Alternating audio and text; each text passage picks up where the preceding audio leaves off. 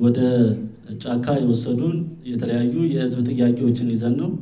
እነዚያ የህዝብ ጥያቄዎች የሚመለሱበትን እና ይህም በሂደት አሁን የሚመለሱ በአጭር ጊዜ በመካከለኛ ጊዜና በረጅም ጊዜ የሚመለሱ ብለን በሶስት ከፍለን ተወያይተን ተስማምተናል ማለት ነው።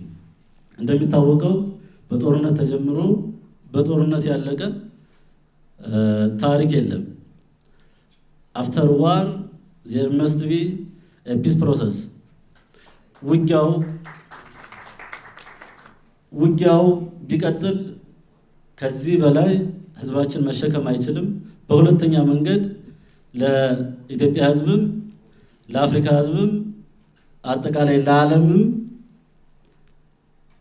በንግግር ነገሮችን ለመፍታት ችግሮችን ለመፍታት አስተማሪ ሆኖ መገኘት ብልጠት የፖለቲካ ዊዝደም እንጂ ሽንፈት እንዳልሆነ በውይይታችን አይተናል።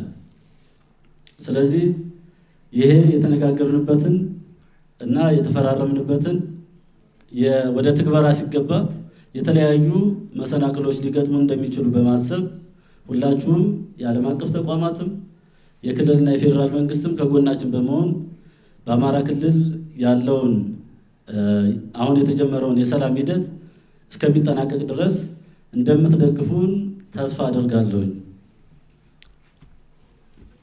በመጨረሻ የአማራ ፋኖ ህዝባዊ ድርጅት የአማራን ህዝብ ጥያቄና የኢትዮጵያን ሉዓላዊነት የኢትዮጵያን የግዛት አንድነት እና የኢትዮጵያን ጥቅም በአስከበረ መንገድ ተነጋግረናል። ኢትዮጵያ ሀገራችን እየተወራረሰ መጥቶ እኛ ኃላፊነት ላይ እኛ ትከሻ ላይ ወድቋል።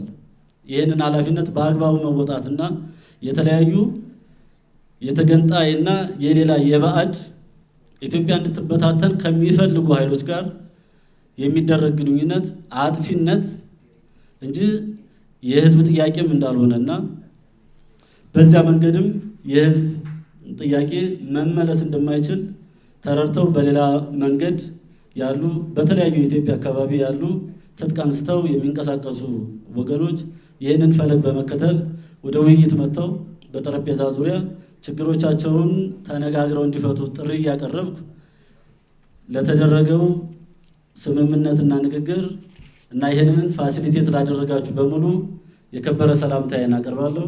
አመሰግናለሁ።